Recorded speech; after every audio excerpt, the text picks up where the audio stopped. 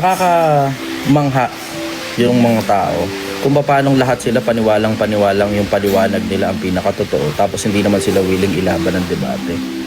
Maigigi pa nga to si Boy Letra Nag-enjoy ako nung nakaraang conversation namin First time yun sa napakahabang panahon na nakarinig ako ng bago galing sa Katoliko tungkol sa konsepto ng rebulto.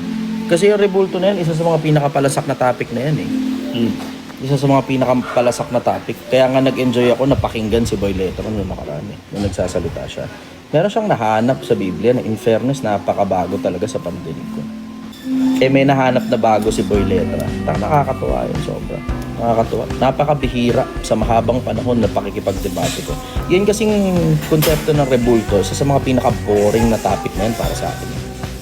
Kasi wala namang bago dyan Lumang tugtugin si Busyete ng Deuteronomio, huwag kang gagawa ng larawan.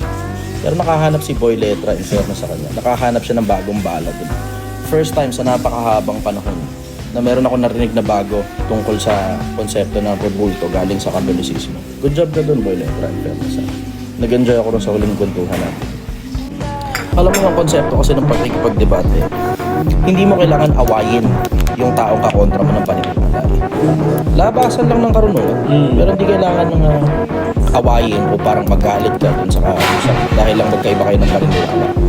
Oo, tulad ni Boy Letra, diba? Hindi ako inis sa kanya, hindi ako galit sa kanya. Nag-enjoy pa nga ako dun sa magkabilang panig na pinag-uusapan namin kahit magkaiba kami ng paniniwala. Nag-enjoy ako dun sa